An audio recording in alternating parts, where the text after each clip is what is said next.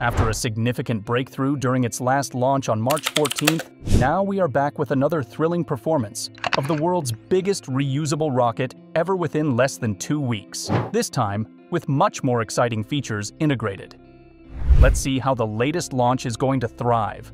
This is the space technician signing on. After Starship's second launch, there have been updates on the Orbital tank farm. Before, it took almost 90 minutes to fuel the stack fully. To incorporate this time frame, there has been the installation of upgraded subcoolers and fuel pumps. Can you imagine? Now it only takes around 45 minutes to fuel up the stack. Having the fueling time comes in handy since the propellant waste is significantly reduced, and it won't take as much time to boil off.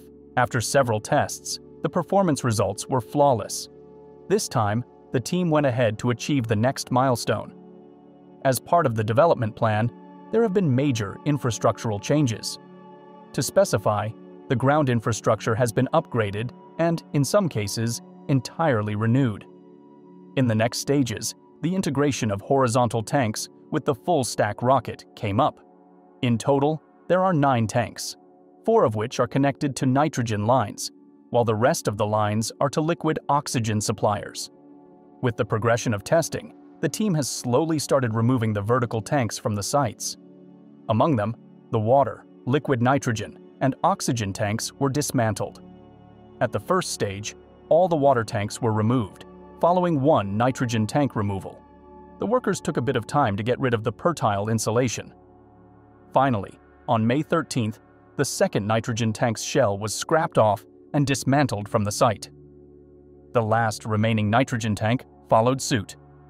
With this, we are now left with only 3 liquid oxygen tanks on the sites. However, these tanks have already been used for enough testing periods, with no further plans to reuse them, meaning it won't take long before these remaining tanks get transferred from the site. The launch tower is going to be completely visible, and there is no further obstacle to having a spectacular view of the full-stack rocket launch. This is deemed to be an exciting part of the upcoming launch. More importantly, the shockwaves created during the launch were due to the surrounding vertical and horizontal infrastructure. With the removal of the original tank farm, there won't be any issues anymore. As we move on to the Orbital Launch Integration Tower itself, the full-stack view of the rocket is visible. After the Ship 31 incident during the cryogenic test, the team postponed all operations for a while. After the recent modifications, finally, on May 15th, once again, Ship 29 was placed on Booster Heavy 11. Although this maneuver was risky to begin with, fortunately, the recent changes in designs went well with the heat shield, despite being equipped with heavy padding, and no cases of structural damage have been reported. With everything set up for the real game to begin, on May 16th, SpaceX took the initiative for an all-out real-time test. The company performed a wet dress rehearsal, where the 2 stages of the rocket get filled with real propellant, in this case, super cold liquid oxygen and liquid methane.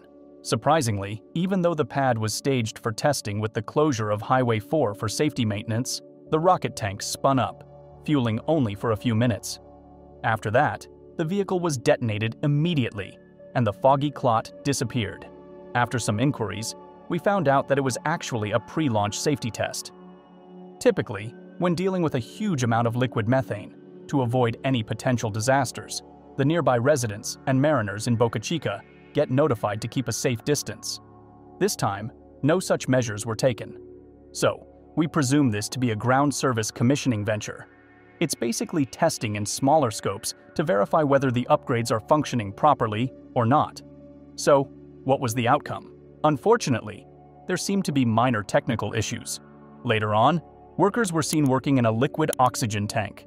From the ventilation tank, the view of the tanks seemed to be dealing with some ongoing malfunctions. The general manager of Starbase, Kathy Loiters, has informed us that the final launch test was estimated to occur between May 20th and May 22nd. The final launch, the most awaited 4th launch of Starship, is actually a bit farther away.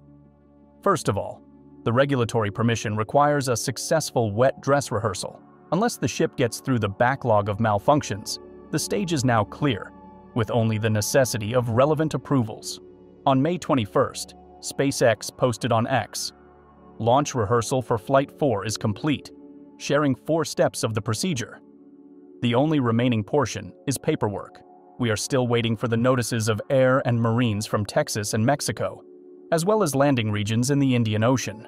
Multiple road closures around the surrounding area will also be propagated. Finally, the rocket can't launch from the station without a launch license from the Federal Aviation Administration, FAA. To acquire the license, SpaceX needs both a successful WDR and a closed mishap investigation. The investigation has to be satisfactory to the rules and regulations of FAA. This time, interestingly, there is actually a big change in this decision. SpaceX might get approval with the investigation running sideways.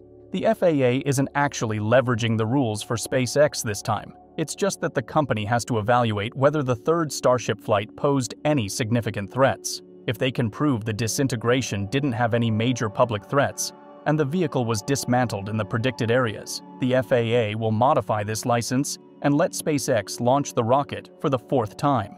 That doesn't mean the investigation isn't necessary at all. The company has to follow the regular process. It's just that they are getting this opportunity to cut short the regulatory process this time with the help of renewed approval. According to a recent statement by Kathy Loiters, the first day they get that license, they're going to launch. So, we can expect the launch to be in the first half of June, definitely within less than a month. Till now, Starship has flown 3 times. During the debut flight on April 20th, 2023, it only lasted for 4 minutes, with the vehicle's 2 stages failing to separate on time. SpaceX intentionally detonated the Starship after 4 minutes. In November 2023, during the 2nd flight, Starship achieved 2-stage separation seamlessly, and the flight time improved, lasting around 8 minutes.